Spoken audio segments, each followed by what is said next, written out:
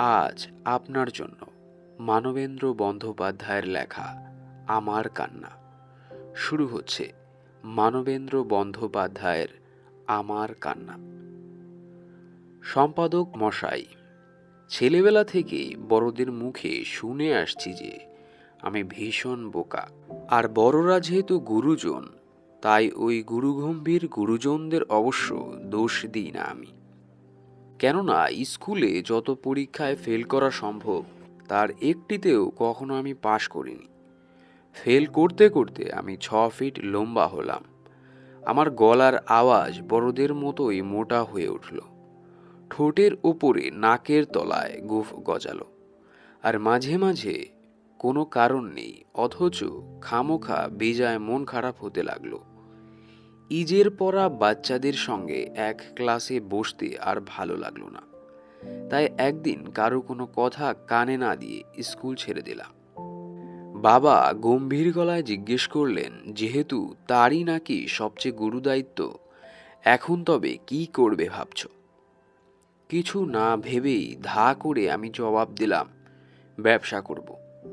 তারপর তো আপনি জানেন, বাবার দেওয়া সামান্য মূলধন নিয়ে আমি যখন ব্যবসা চিনতে শিখেছি, ঠিক তখনই লাগলো দ্বিতীয় বিশ্বযুদ্ধ। এবং বলা বাহুল্য, কি করে যে আমি ভাগ্যের ঘোড়াকে জোর কদমে একরকম লাফাতে লাফাতে এগিয়ে নিয়ে চলেছি তা আপনার আর অজানা নয়। এখন আমার যা রোজগার, আমার বয়সের কোনো BA MA পাস ছেলেও তা ভাবতে পারে না। বেশ একটু মোটা সোটা আর ভারী কি হয়েছি। আমার সঙ্গে সঙ্গে বাড়ির চেহারাও ফিরেছে। চাল চলনই এখন আলাদা। মনীষের কথায় বলতে গেলে রীতিমতো ফাটাফাটি ব্যাপার। আর এই কথাও আপনি জানেন যে বাড়ির লোকেরা এখন আমার সম্বন্ধে যা বলে তা শুনতে মোটেই খারাপ লাগে না। গুরুজনদের কথার তালেও বেশ একটা লঘু সুর এসেছে আজকাল। কিন্তু বড় সম্প্রতি আমি এক ভীষণ বিপদে পড়েছি, এবং সেই কারণেই আপনাকে সমস্ত খবর জানিয়ে এই চিঠি দিচ্ছি। কি যে করা কর্তব্য আমার, আপনি তা জানালে, মিথ্যে বলছি না, জানবেন আমার প্রাণ বাঁচবে। আপনার হয়তো হেয়ালির মতো মনে হচ্ছে, তাই পুরো ব্যাপারটা খুলেই বলি। অত্যন্ত দুঃখের সঙ্গে জানাচ্ছি যে আমি ঠিকানা পাল্টেছি। আরও স্পষ্ট করে বলাই ভালো, আমি এখন আর কলকাতায় নেই। ঠিকানাটা আমার জানানো উচিত, এ কথা অস্বীকার করি না। কিন্তু আমার এখানকার বাসস্থান 5 কান হলে আমাকে আর এই ধরাধামে আপনারা কেউ দেখবেন না। একটা পেঁচা কিংবা সোনালি চিল হয়ে হয়তো আপনাদের আশেপাশে ঘুরব। আপনারা আমাকে চিনতেই পারবেন না। আমি কি বলছি তা বোধহয় এখনো আপনার কাছে স্পষ্ট হয়নি। হয়তো বুঝতে পারছেন না আমার কথা। যদি বুঝতে চান তবে আসুন একবার আমার সঙ্গে আমার মাস্তুতো ভাই মনীষের কাছে। আপনারা হয়তো মনীষকে চেনেন না, সেও আপনাদের কাউকে চেনে না বলে মনে হয় না। কিন্তু মনীষ পৃথিবীর সমস্ত পাখিদের চেনে, আর পাখিরাও নাকি মনীষকে চেনে। এই বিষয়টি অতি সংক্ষেপে বলতে গেলে হয়েছে আমার অতর্কিতে এমনইভাবে উধাও হয়ে যাওয়ার আসল কারণ। গোটা ব্যাপারটা খুলে বলার আগে মনীষের একটু পরিচয় দিয়ে নেওয়া ভালো। মনীষের বয়স আমারই মতো এবং আমার মাস্তুতো ভাই হলেও আপনার হয়তো অবাক লাগবে শুনে যদি বলি, পড়াশোনায় ও চিরকালই দুর্দান্ত ভালো। পরীক্ষায় কখনো ওকে দ্বিতীয় হতে দেখিনি। আমাদের বাড়ির সকলেই চিরকালই ওকে নিয়ে উচ্ছ্বসিত।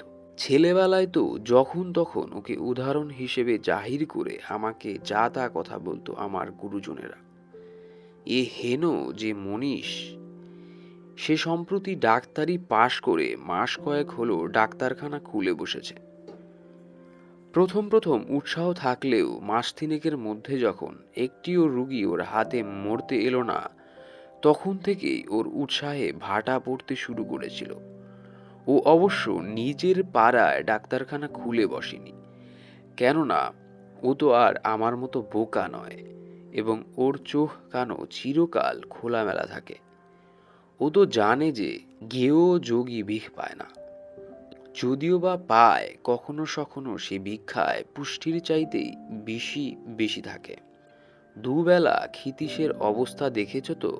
ক্ষিতীশ মনীষের আগে ডাক্তারি পাশ করেছে, পাড়াতেই ডাক্তারখানা খুলেছে, রোগী আসে তার বেশ, কিন্তু টাকা আসে না, পকেট থাকে গড়ের মাঠ। অমুক জ্যাঠা ডেকে নিয়ে যান ব্যস্ত সমস্ত হয়ে, শিগগির চলো একবার ক্ষিতীশ, তোমার জ্যাঠাইমার শরীর বড় খারাপ, রুগী দেখা হয়, ওষুধ দেওয়া হয় রীতিমতো। আর অমুক জ্যাঠা পিঠ থাবড়ে বলেন, তুমি তো আমার ছেলের মতো। হে হে হে হে, তোমার বাবা আমার প্রাণের বন্ধু ছিল হে, একেবারে হরিহর আত্মা। ক্ষিতি শূন্য পকেটে হাত ঢুকিয়ে বাড়ি ফিরে আসে, এবং ক্ষিতীশের এ হেন বিচ্ছিরি হাল দেখেই পাড়া থেকে অনেক দূরে ডাক্তারখানা খুলল মনীষ। বড়সড় রংচঙে এক সাইনবোর্ড দিব্যি উৎসাহে টাঙ্গালো, কিন্তু তবু তার রুগী আর আসে না। সকালে খবর কাগজ পড়ে পথের দিকে হা করে চেয়ে বসে থাকে। এই নিয়ম মাফিক চলেছে গত ৩-৩টে মাস, কিন্তু তারপরও যখন কোনো রুগী এলো না, তখন ধূর্তর ছাই বলে বাড়িতেই প্রায় দিনই বসে বসে পাড়ার ছেলেদের সঙ্গে তাস পেটে বা আড্ডা মারে সবসময়। আর ফাঁক পেলে আমাকে পক্ষী চরিত্র সম্পর্কে জ্ঞান দান করে। মনীষ আজকাল আমাকে প্রায়ই বলে মানুষের আত্মা অমর, আর মানুষ মরলেই পাখি হয়ে বেঁচে ওঠে। প্রত্যেকটি পাখি আসলে এক একজন ফৌদ হওয়া মানুষ। বেড়াতে বেড়াতে হঠাৎ একদিন বলে ওঠে, দেখ দেখ, ওই পাখিটাকে দেখ। আহা আহা, তাড়ি দিস না, নমস্কার কর। বলতে বলতে নিজেই নমস্কার করে। আমি হাদার মতো ফ্যাল ফ্যাল করে তাকাই ওর দিকে, আর জিজ্ঞেস করি, কেন খামোখা একটা পাখিকে সেলাম ঠুকতে যাব, কেন?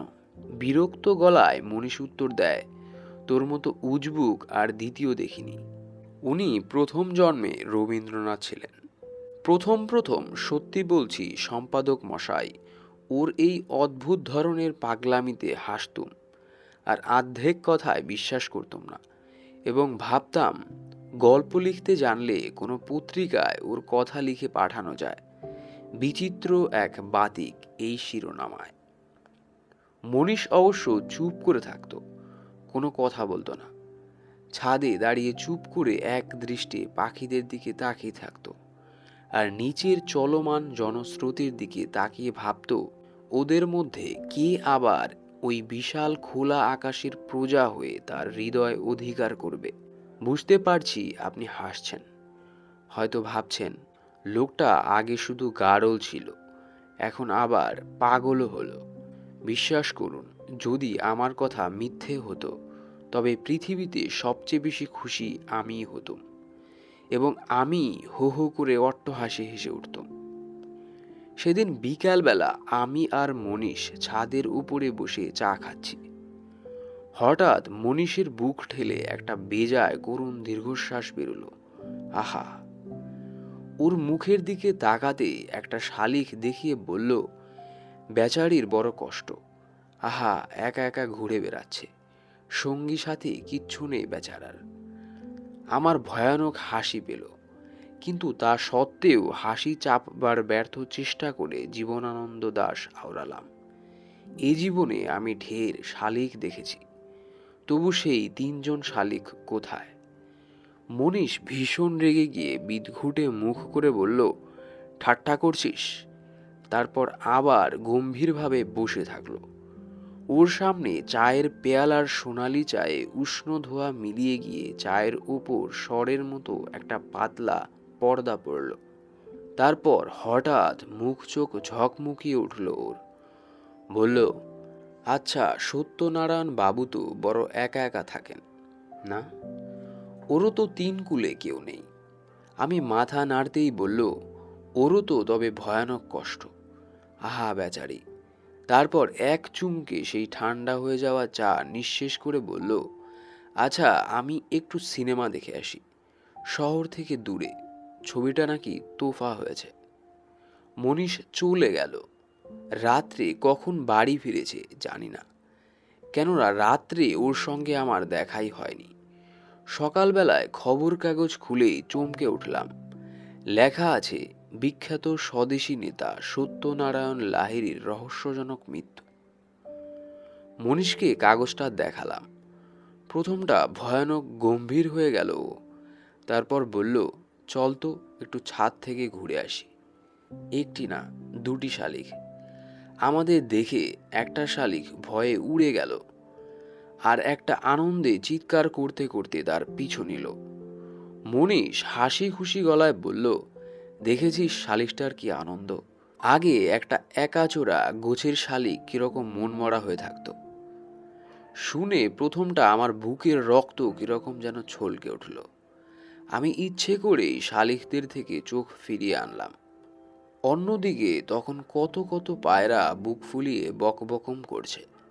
দেখতে পেলাম আমাদের বাড়ির সামনের দিকে গম্বুজের মতো করা, তাতে খুব খুব আছে। পায়রারা তার মধ্যে থেকে যাওয়া আসা করছে। চারদিকে একটা পায়রা পায়রা গন্ধ। উপরে আকাশে এক ঝাঁক পায়রা দেখা গেল। শুনতে পেলাম ওরা নানান সুরে, কখনো রেগে চেঁচিয়ে, কখনো নরম সুরে ফুসলিয়ে আমাকে ডাকছে। আমি সে ডাকের কাছ থেকে যত দূরে পারি সরে গিয়ে একেবারে খোপওয়ালা গম্বুজের পাশে এসে দাঁড়ালাম।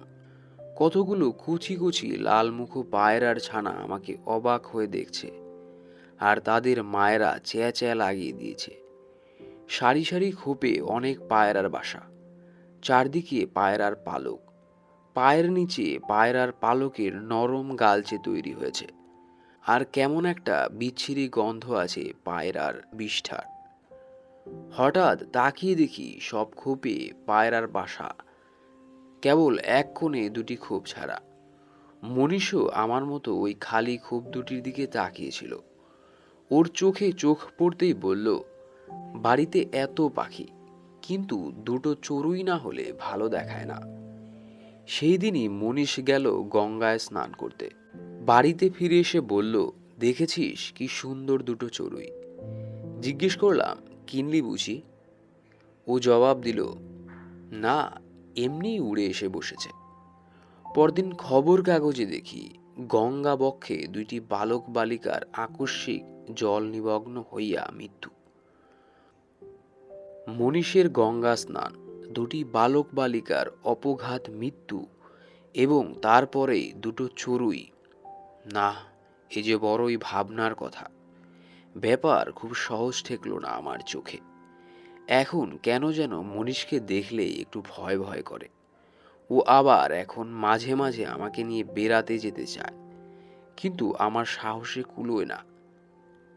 হাদা হলেও এটুকু বুঝতে পারি, পাখিদের জন্যে সমবেদনায় মনীষের প্রাণ অভিভূত হয়ে ওঠার পরেই কোনো না কোনো রহস্যজনক দুর্ঘটনার সংবাদ পাওয়া যায়, এবং তাদের সঙ্গে মনীষের যোগাযোগ প্রত্যক্ষভাবে যদি নাও বা হয়, পরোক্ষভাবে একটু না একটু থাকেই। এই সন্দেহ থেকে নিজেকে মুক্ত রাখা ভারী কঠিন হয়ে ওঠে।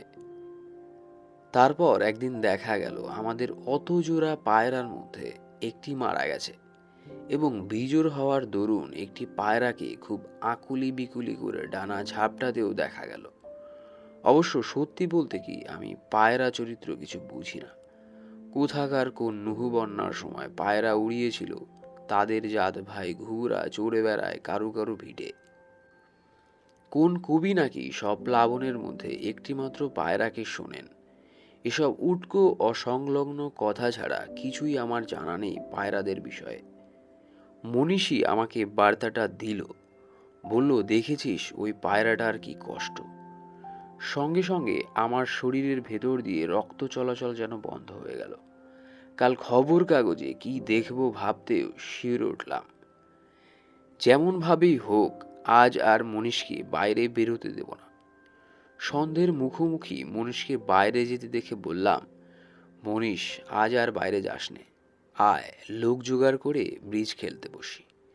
মনীষ বলল, আজ যে একটু বাইরে না গেলেই চলবে না, এবং আমাকে আর কোনো কথা বলার সুযোগ পর্যন্ত দিল না। ও সা করে চলে গেল নয়, কেটেই পড়লো বলা যায়।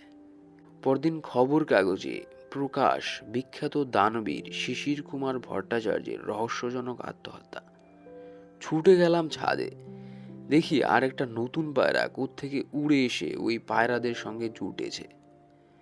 ভাবলাম এভাবে আর থাকা উচিত না, এর একটা প্রতিকার করতেই হবে। পুলিশকে একটা খবর দেওয়া উচিত, অন্তত আরও 5 জন নির্ভয়ে বাঁচুক, শান্তিতে থাকুক। জামা পরে বেরোতে যাব, দেখি মনীষ বাড়ি ঢুকলো। একটা বাচ্চা পাখি দেখিয়ে বলল, একটা পেঁচার বাচ্চা। আহা, এর মা মরে গেছে। একে দেখার জন্যে একটা বড় ধাড়ি মতো পেঁচা না পেলে এর বড় কষ্ট হবে। তারপরেই আমার দিকে তাকিয়ে বলল, তোর তো দোকান আজ বন্ধ, রোববার না? আমি মাথা নাড়তেই বলল, তুই বড় ঘর কোনো, বড় একা একা থাকিস। এত একা একা থাকা মোটেই ভালো দেখায় না। আহা, পেঁচাটাও বড্ড একা। কি যেন বলবার চেষ্টা করলাম, কিন্তু গলা দিয়ে একটা কথাও বের হলো না। আতঙ্কে চোখ দুটো যেন ঠিকরে বেরিয়ে এলো। ভয়ে অস্বস্তিতে এই শীতের দিনেও সারা শরীর ঘামে ভিজে গেল। এবার ওই পেঁচার সঙ্গী আর একটি পেঁচা হতে কি আমাকে এই সাধের মনুষ্য জীবন ছেড়ে যেতে হবে? বিশেষত ঠিক যখন আমি ব্যবসায় দেদার পয়সা লুটছি। পুলিশে খবর দেওয়ার সাহস হলো না। একটু সময় নষ্ট করলে হয়তো একটা বিপত্তি হয়ে যাবে। সোজা ছুটলাম স্টেশনে, তারপর এখানকার ঠিকানা আপনাকে আর দিলাম না। দয়া করে খবর কাগজ ভালো করে পড়বেন।